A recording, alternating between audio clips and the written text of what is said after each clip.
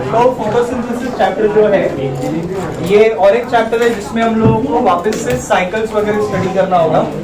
आज तो साइकिल नहीं आएगा, बट साइकिल का नंबर जैसे ही आएगा तो साइकिल्स का चार्ट बनाओ, घर पे चिपकाओ। टोटल 6 साइकिल, 6 नहीं 7 साइकिल आ जाएंगे ओवरऑल रेस्पिरेशन और फोटोसिंथेसिस मिला के। रेस्पिरेशन में उन्होंने ऑलरेडी 3 साइकिल कर लिया, ग्लाइकोलाइसिस, क्रेब्स और ईटीएस का। वैसे यहाँ पे भी 3 साइकिल आएंगे। तो फोटोसिंथेसिस, फोटोन का मतलब होता है सनलाइट, एंड सिंथेसिस मतलब फॉर्मेशन। तो ये एक तरह का एनाबॉलिक होगा कि कैटाबॉलिक होगा? एनाबॉलिक, ये फॉर्मेशन हो रहा है। रेस्पिरेशन कैसा था, एनाबॉलिक कि कैटाबॉलिक? एम्फीबॉलिक था, लेकिन एक्चुअली ट्रेडिशनली कैटाबॉलिक माना जाता था, बट एम्फीबॉलिक भी उसको बोल सकते हैं। सो फोटोसिंथेसिस के रिएक्शन में बेसिकली होता ये है कि प्लांट्स जो है वो ले लेंगे carbon dioxide plus water and in presence of sunlight, and sunlight will be trapped by the pigment chlorophyll। Synthesis करेंगे ग्लूकोज का, और अल्टीमेटली ग्लूकोज जो होगा वो कन्वर्ट हो जाएगा into polysaccharide starch, and in that process again water का release भी होता है and there is release of oxygen. Okay, तो ये पूरा ओवरऑल ऐसा रिएक्शन होगा। तो रिएक्शन को बैलेंस करने का हम लिखते हैं 6CO2 plus 12H2O gives 1 molecule of glucose plus 6H2O plus 6 oxygen।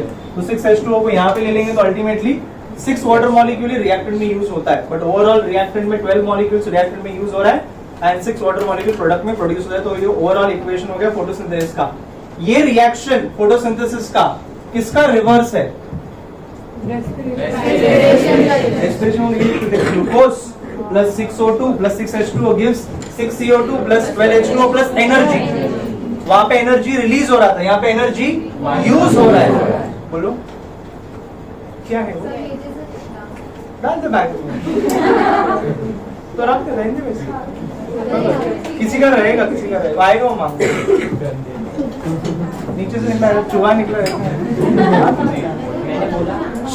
तो वहां पे रेस्पिरेशन में एनर्जी रिलीज हो रहा है, तो उसको बोलते हैं एक तरह से एक्सर्गोनिक प्रोसेस। एक्सर्ग मतलब रिलीज होना, या एक्सोथर्मिक बोल सकते हैं। यहाँ पे एनर्जी यूज हो रहा है, इसके लिए इसको एंडरगोनिक प्रोसेस बोल सकते हैं, एंडोथर्मिक रिएक्शन बोल सकते हैं।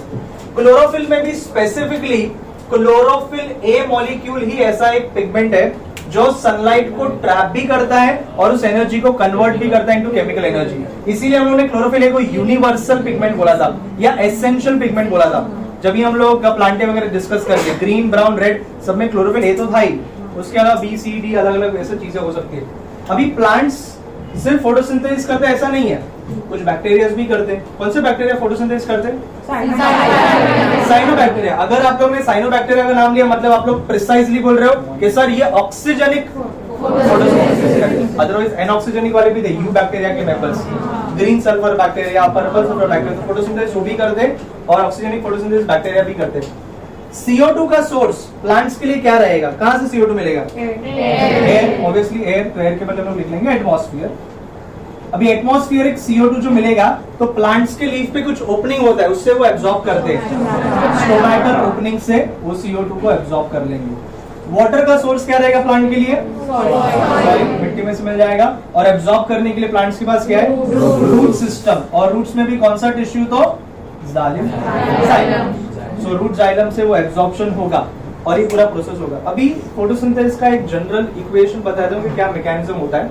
इस मैकेनिज्म में कार्बन डाइऑक्साइड जो है वो स्प्लिट हो जाता है इनटू कार्बन एंड ऑक्सीजन, और वो ऑक्सीजन जो है वो दुनिया को ऐसा रिलीज कर दिया, और जो कार्बन है वो वाटर के साथ कंबाइन होकर बना लेगा ग्लूकोज।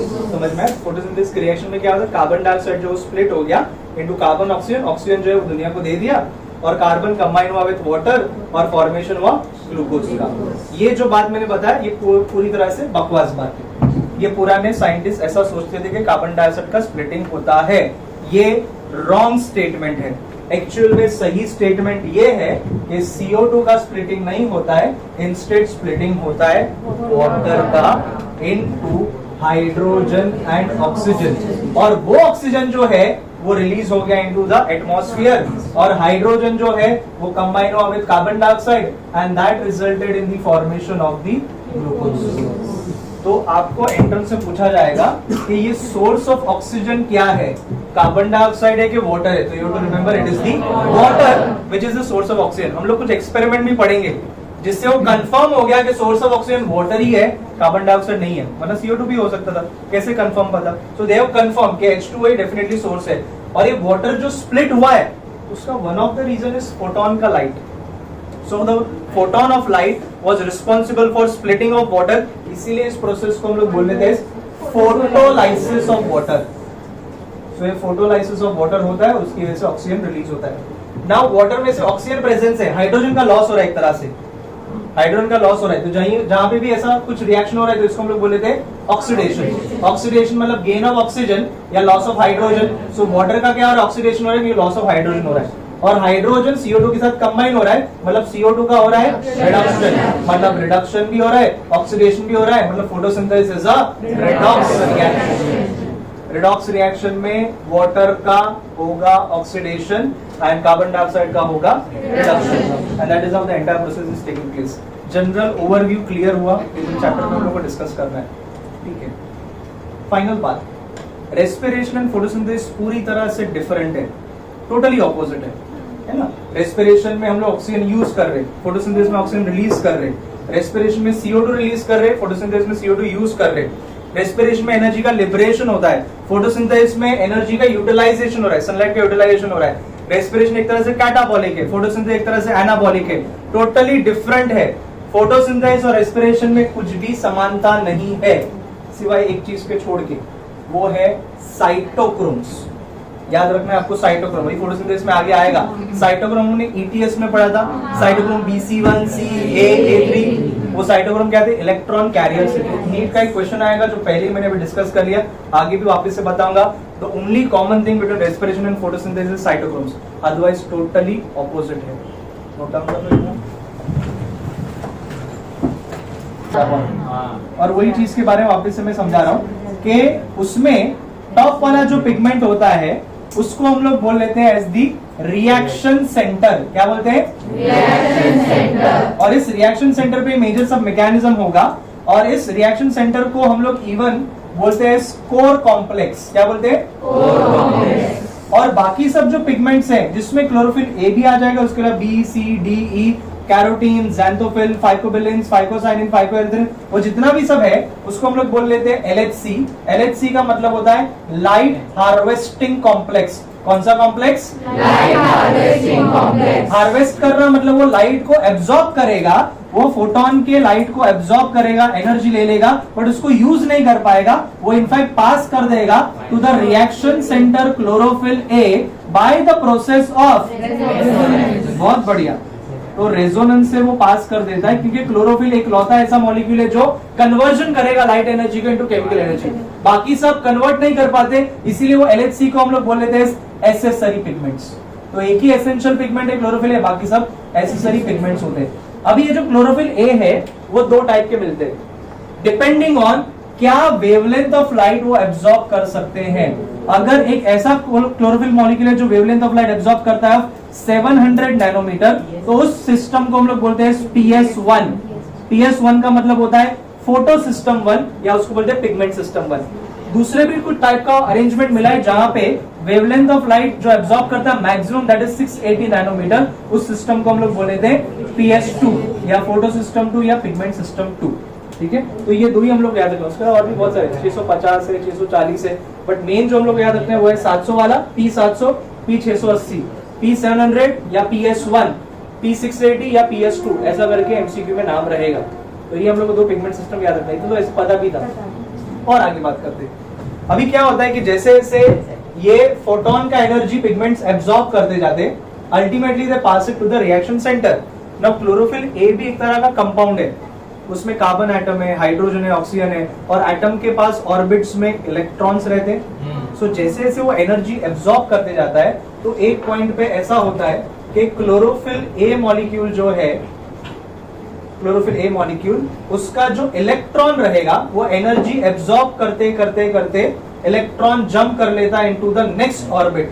मतलब वो इनिशियली इलेक्ट्रॉन जो रहता है वो रहता है in the ground state, but जैसे more and more energy absorb करता है, मेरे को पढ़ा नहीं, मैं कभी में पढ़ा नहीं मिलता है, उसको हम लोग बोलते हैं एक्साइटेड स्टेट। कौन सा स्टेट? Excited state. मैंने पढ़ा इसके लिए तुम लोगों को पता है, तो पता ही नहीं था, तुम लोग और सब्जेक्ट पढ़ा नहीं।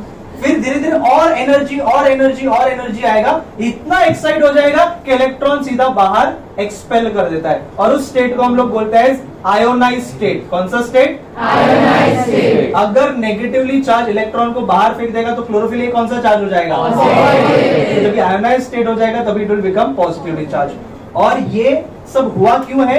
क्योंकि पिगमेंट्स ने एब्सॉर्ब किया है एनर्जी ऑफ द फोटोन, और फोटोन का जो एनर्जी गया है अभी वो किसके पास है? इलेक्ट्रॉन के पास है।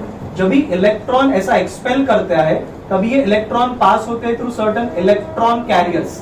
एक इलेक्ट्रॉन कैरियर का नाम बोल भी देता हूं, उसका नाम है साइटोक्रोम। सुना है तुम लोगों ने साइटोक्रोम्स के बारे में? Yes, cytochromes are electron carriers.